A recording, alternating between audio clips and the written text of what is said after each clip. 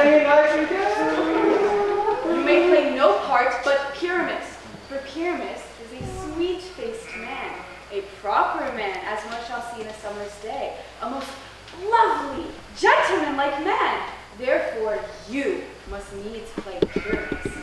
Well, I will undertake it. But, masters, here are your parts, and I am to entreat you, request you, desire you, to congo by tomorrow night and meet me in the palace wood a mile above the town by moonlight. Here we will rehearse.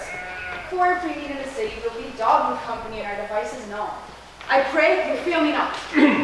We will meet, and here may we rehearse most obscenely and courageously. Take pains, be perfect. Adieu. At the Duke's oath, we meet. Enough! Hold or cut those strings!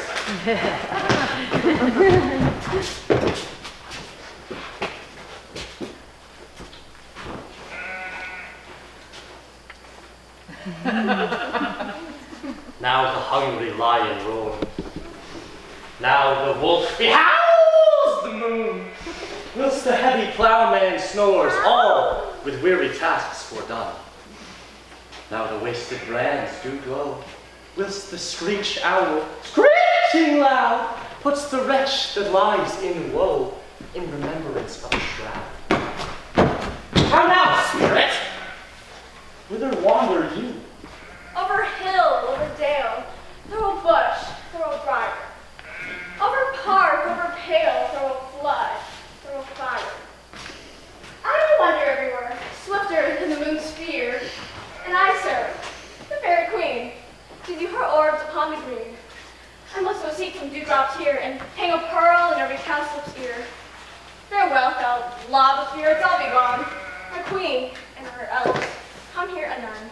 The king doth keep her revels here tonight.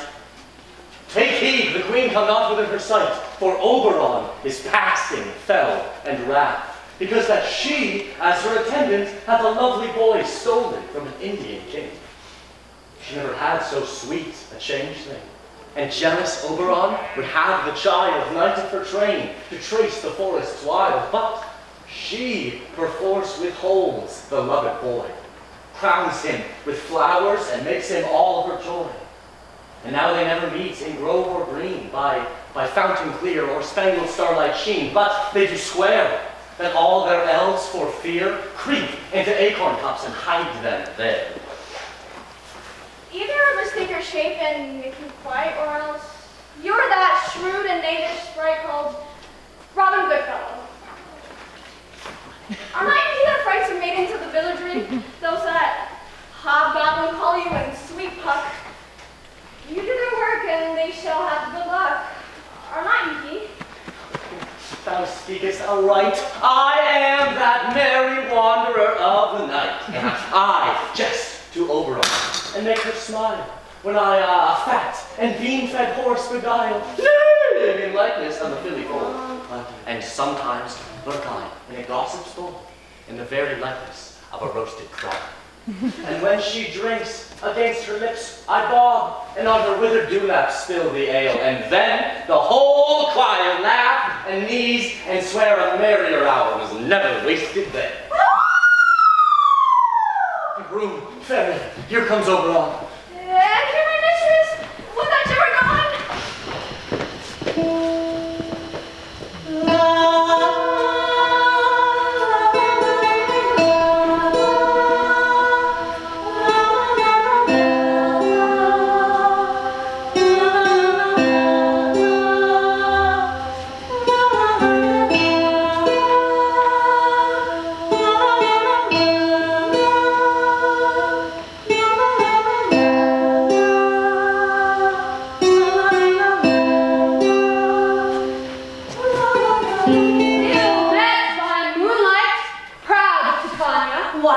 Jealous Oberon.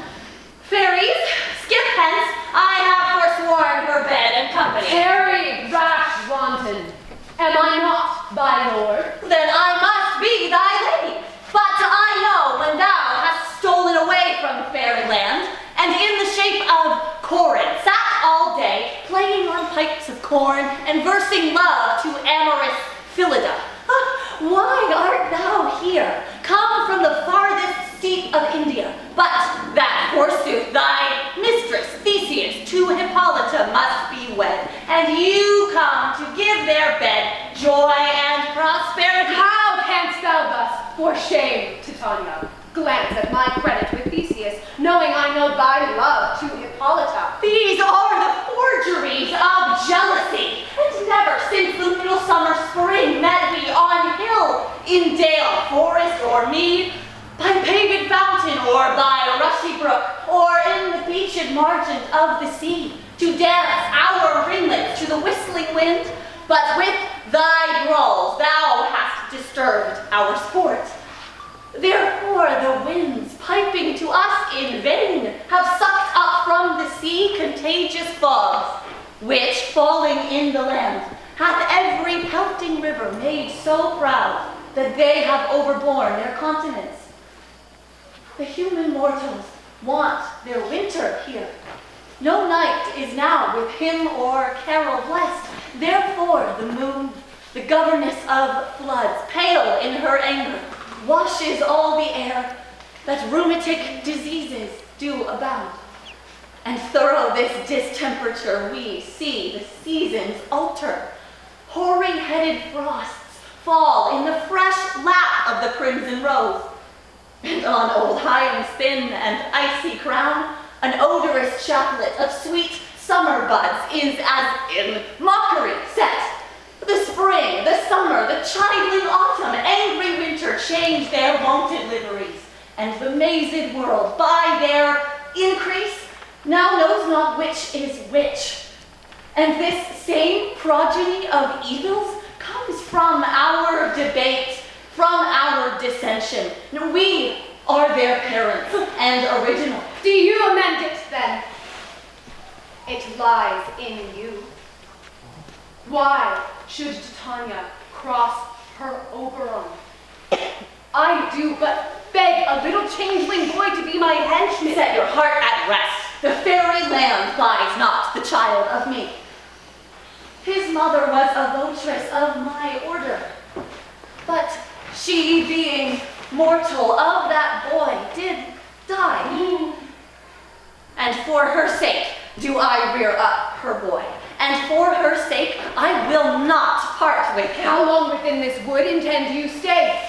Perchance till after Theseus' wedding day. If you will patiently dance in our rounds and see our moonlight revels, go with us. If not, shun me, and I will spare your harm. Give me that boy, and I will go with thee. Not for thy fairy kingdom. Fairies, away! We shall chide down right if I longer stay. Will go thy way. Thou shalt not from this grove till I torment thee for this injury. My gentle pup, come hither.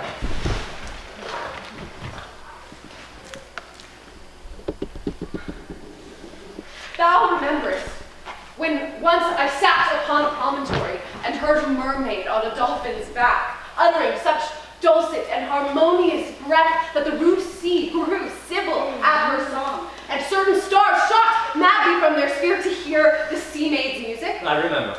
That very time I saw that thou couldst not, flying between the cold moon and the earth, Cupid, all armed. A certain aim he took at a fair vessel throned by the west, and loosed his love shaft smartly from his bow that it should pierce 100,000 hearts. Yet marked I where the bolt of Cupid fell. It fell upon a little western flower, before milk white, now purple with love's womb. Fetch me this flower, the herb I showed thee once. The juice of it, on sleeping eyelids laid, will make or man or woman madly dote upon the next live creature that it sees. Fetch me this herb, and be thou here again ere the Leviathan can swim a league. I'll put a girdle round about the earth in 40 minutes.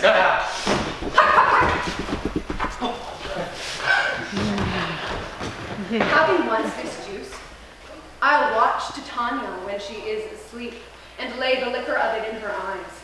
The next thing she then waking looks upon, be it on lion or bear or wolf or bull, a meddling monkey or on busy ape, she